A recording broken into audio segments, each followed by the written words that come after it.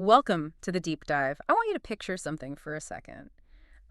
Think about that specific closet in your house. Oh, everyone has one of those. Right. Or maybe it's like a corner of the garage or those heavy opaque plastic bins shoved under your bed. You know the exact place I'm talking about. The place where good intentions go to die. Exactly. It is filled with the ghosts of hobbies past, like the gorgeous acoustic guitar that you played diligently for what exactly, 3 weeks? If that. Right. Or the pristine pasta maker that is honestly still technically in its original box. Ooh, I've got one of those. Or maybe it's a pair of really high-end waterproof hiking boots that Yeah. have never actually seen a single speck of trail mud. Yes. And you stare at that pile of gear, and there's a very specific, familiar feeling of guilt that just washes over you. Yeah, a heavy guilt. Because when you bought those things, you were absolutely fundamentally convinced that, this time, this specific new hobby was going to unlock a completely new version of yourself. It is a remarkably universal experience. I mean, we look at those abandoned items, and we aren't just looking at wasted money, which is painful enough on its own. Sure. We're actually looking at abandoned versions of our own identity. We see the rustic artisan baker we thought we'd become, or the rugged outdoors enthusiast. It's like staring at past versions of who you wanted to be. Exactly. It's a persistent psychological phenomenon. And yet, no matter how many times we see the cycle play out in our own closets, we just fall for it over and over again. We really do. And, well, that is exactly our mission today. We are going to explore the underlying psychology of why we buy things for our hobbies, why we inevitably lose interest despite our best intentions, and most importantly, how to actually rewire our brains to break that cycle. Which is so needed. And the source material for this is genuinely fascinating. It really is. We're looking at a deeply personal and incredibly organized blog post from a site called kianmeng.org. Yeah, the author goes by Ang, right? Right, Ang. And he describes himself rather simply as an old software plumber. Which is such a wonderfully humble, understated description for someone who has maintained such a vast, highly structured, and publicly accessible journal over the years. Yeah, it's a massive archive. It is. And in the specific post we are examining today, Ang is wrestling with a very distinct practical problem. He wants to acquire a dedicated camera system for macro photography. Right, extreme close-up shots. Yeah. But in the middle of his musings about, focal lengths and camera bodies and sensor sizes, he accidentally writes an absolute masterclass on consumer psychology. He really does. He starts out talking about camera gear, but he's actually diagnosing human nature. So, okay, let's unpack this. Ang admits in the post that he has been hesitating for a long time to, pull the trigger and get a proper camera system for taking these extreme close-up photos. And he points directly to what he calls the dopamine trap. Or he also calls it the new toy trap. And to me, the framework he uses to describe this trap felt incredibly relatable. Oh, absolutely. He talks about how you feel incredibly active at the start. I mean, it's exactly like buying a treadmill. Oh, that's the perfect analogy. You tell yourself you're going to get fit, and the day that heavy box arrives, you are absolutely buzzing. You set it up, you run on it every single day for the first week. You feel like a brand new, highly motivated person. Right, you're a runner now. Exactly. But by week 2, you skip a day because you're tired. Week 3, you drape a jacket over one of the handles. We all know where this is going. By month 2, you own a profoundly expensive motorized clothes rack. The novelty totally vanishes. That treadmill analogy perfectly illustrates the biological and psychological cycle that Ang outlines in his post. He basically breaks this trap down into 3 distinct phases. Okay, let's go through them. So phase 1 is the acquisition phase. When you buy that new gear, whether it's a treadmill or a macro lens, your brain experiences a massive surge of dopamine. Right. But we have to clarify what dopamine actually is because it is highly misunderstood in popular culture. Yeah, people just think it's the happy chemical. Exactly. People think dopamine is the chemical of pleasure or reward. It's not. It is actually the chemical of anticipation and craving. Wait, really? It's about anticipation. Yes. From an evolutionary standpoint, our ancestors needed a chemical drive to go forage for food, right? Not just a chemical to make them feel good after eating it. Oh, that makes so much sense. You need the motivation to do the work. Precisely. So that rush you feel when buying gear comes from the excitement of testing it out. It's the anticipation of the potential photos you might take or the miles you might run. That is what manufactures that feeling of being incredibly active at the start. So the high isn't from the thing itself, it's from the potential future the thing represents. You nailed it. But biologically, the brain can't sustain that elevated high forever, right? What happens when the chemical rush inevitably burns out? Well, that ushers in phase two. And Ang uses a very specific, crucial psychological term here, hedonic adaptation. Hedonic adaptation. Yes, and this is the core engine of the dopamine trap. Hedonic adaptation is essentially a sensory baseline shift. A baseline shift. Okay, what does that mean in practice? Think of it like walking into a pitch-black room. At first, you can't see a single thing, right?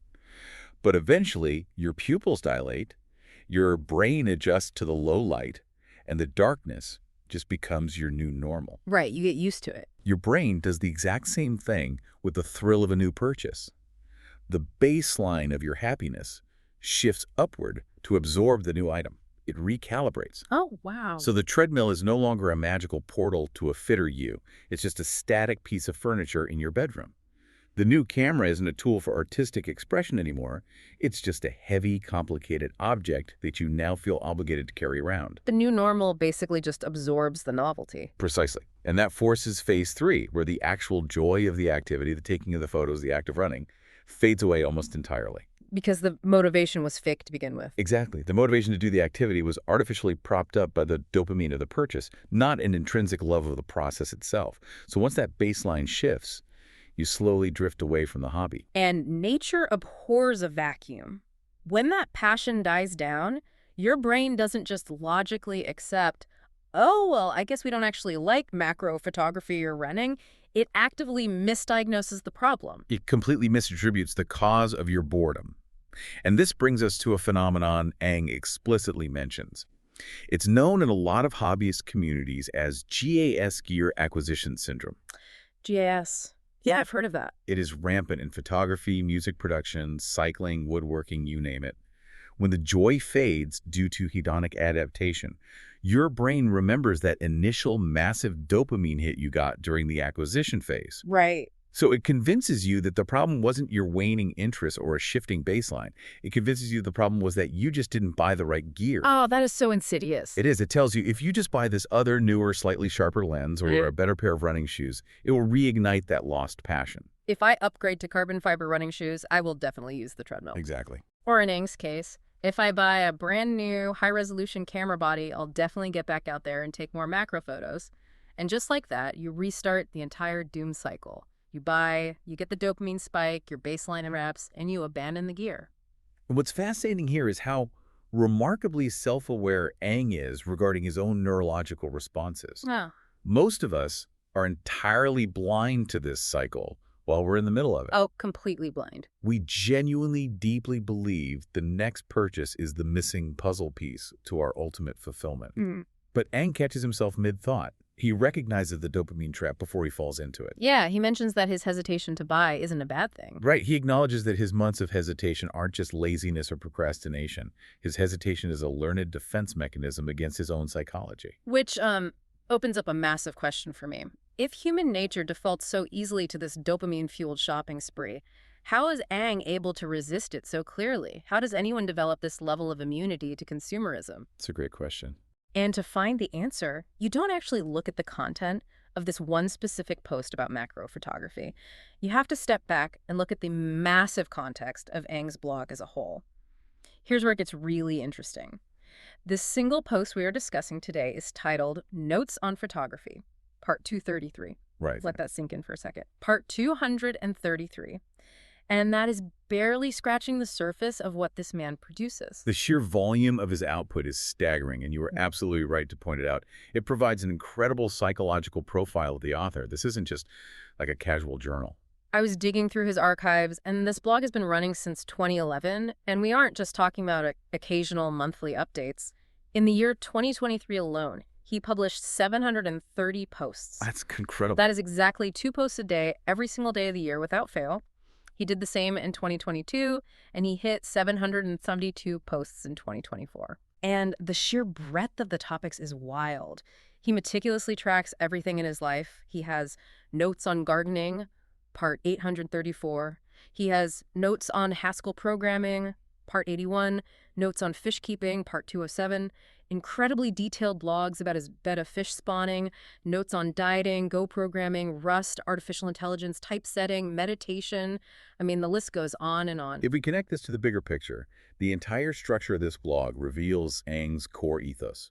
He is a quintessential long-term tinkerer. Definitely. But more specifically, he is applying the framework of his profession, a software plumber, to the biological and physical world.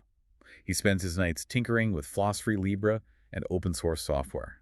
And that open-source mindset is the ultimate antidote to the dopamine trap. I want to dig into that. How does the open source software mindset prevent someone from buying too many camera lenses? Because at first glance, if a guy has 20 different highly technical hobbies, you'd think he would be the ultimate victim of gear acquisition syndrome, just buying gear for every single one of them.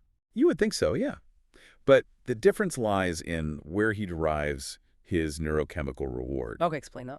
The dopamine trap relies on substituting the joy of doing an activity with the thrill of purchasing items for it. But the open source ethos is built entirely around transparency, iterative improvement, community sharing, and, crucially, utilizing existing resources rather than endless consumption. Right, it's about building, not buying. Exactly. Eng has built a mental architecture that rewards documenting the process. When you write 834 distinct posts on gardening, what are you actually doing? You are applying a developer's bug tracking mindset to a biological process. Oh, that is a great way to put it. When a seedling dies, it's not a personal failure that requires you to go buy a fancy new self-watering planter to feel better. Right. It is simply a bug. It is data. You observe the soil pH, you record the light levels, you analyze the failure, and you write a post sharing that specific knowledge. He has systematically shifted his dopamine hit from the checkout cart to the logbook entry. He's finding the thrill in the minutia of the experiment itself. Meticulously documenting the process of learning across decades completely rewires the brain's reward centers. It serves as a permanent psychological buffer against the short-term thrill of acquiring things. It's like armor against consumerism. It really is. No. When you are a dedicated tinkerer logging your daily progress, the physical gear becomes entirely secondary to the experiment. The process of writing a "This Week I Learned" post or logging a highly specific fish spawning event requires patience, long-term observation, and sustained mental engagement. All the things that you don't get from just clicking buy now. Precisely. Those traits are the exact neurological opposites of the quick, cheap hit of gear acquisition syndrome. His self-awareness in the photography post didn't just magically appear out of nowhere. It was forged by thousands of days of carefully observing and documenting his own interactions with the physical world. That completely reframes the entire blog. He has actively trained his brain to reward the doing, the analyzing, and the logging, effectively starving the impulse to just go shopping. Okay, but let's take this high-level open-source psychology and drag it back down to the practical reality of his camera situation. Armed with all this profound self-awareness, what is his actual physical solution for his photography needs? Because, honestly, I have to push back on his logic here based on his background. Oh, let's test that logic. Where do you see the friction? Well, I'm looking at his credentials. He is an engineer. He writes extensive notes on artificial intelligence, Rust programming, and these incredibly complex tech ecosystems. Guys like this usually love and often require cutting-edge technology. That's a fair point. And he clearly states he wants a proper camera system for macro photography to get higher quality images. Now, if a tech-forward guy wants the best modern quality, why on earth is he settling for old gear instead of just buying a brand new mirrorless system? Ah, the mirrorless debate. Right. I mean, mirrorless cameras are the absolute standard right now. They are smaller. The autofocus is literally driven by the AI he writes about, and they are objectively superior. Why does he dismiss the obvious modern upgrade? It's a very fair challenge. And on the surface, jumping to the latest mirrorless technology seems like the default logical move for anyone in the tech space. But Eng's rejection of the mirrorless system is highly rational and deeply tied to his understanding of his own behavioral systems. Okay, how so? He breaks his refusal down into two very pragmatic constraints. First, the form factor. Eng explicitly states he needs an everyday carry. An EDC, something you literally have on your person at all times, no matter where you are going. Yes. Now, while mirrorless camera bodies are indeed smaller, because they lack the internal mirror mechanism of older DSLRs, the laws of physics still apply to the lenses. Right, the glass is still the glass. Exactly. To capture light for high-quality macro photography, you still need relatively large, bulky glass lenses. Therefore, even a modern mirrorless system is too bulky for him to slip into a normal pocket and carry literally every day. It defeats the purpose of an EDC. Right. And because he meticulously tracks his own behavior, he knows that if a tool isn't immediately accessible, friction is introduced into the system. If there's friction, the hobby stalls. The best, most technologically advanced gear in the world is completely useless if it's sitting on a shelf at home because it was too heavy to put in your bag on a random Tuesday morning. Exactly. It goes right back to the treadmill. If it's not effortlessly convenient, human nature guarantees you won't use it. You've got it. The system fails if it isn't accessible. And his second constraint is financial pragmatism. He mentions his, quote, already thin wallet, but as a tech guy, he understands ecosystems. Oh, yeah. Camera ecosystems are dangerous. Very. Buying into a brand new mirrorless system doesn't just mean buying a camera body. It means buying into an entirely new proprietary ecosystem of lenses. Which cost a fortune. It is an enormous financial leap, which is incredibly hard to justify when you're highly aware that you might just be falling into the gear acquisition trap. So what does he do instead? Because I love his interim solution, it leans so heavily into that idea of reducing friction and maximizing accessibility. Yes, his workaround is brilliant. He decides to temporarily just use what he currently has in his pocket, his mobile phone camera. He even mentions in the post that he was initially keen on acquiring a used mobile phone specifically to act as his dedicated photography device, purely because a phone is the most accessible everyday carry imaginable. It completely removes the friction of starting the hobby. It really does. It is the ultimate pragmatic move. It allows him to test his commitment to the process of macro photography without committing to the massive cost of the gear. But he doesn't stop there, because he does eventually want dedicated gear with an actual lens for higher quality macro shots. Right, a phone can only do so much. Exactly. And this is where he reveals a stubbornly practical masterstroke. He looks at the graveyard of tech he already owns. He does. In the text, he mentions an incredibly important detail. He has an old, broken DSLR camera body.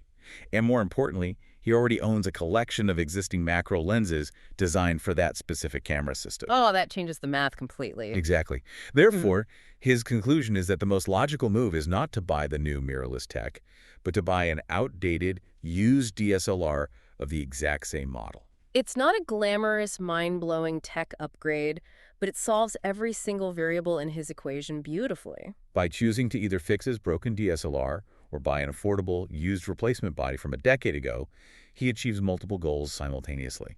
First, he completely bypasses the dopamine trap of buying the shiny brand new mirrorless system. Right. Second, he sidesteps the massive financial trap of entering a new lens ecosystem. Third, and most importantly for a tinkerer, he maximizes the utility of the assets he already owns. Those existing lenses sitting in a drawer are suddenly leveraged back into active use. It's an elegant middle path solution.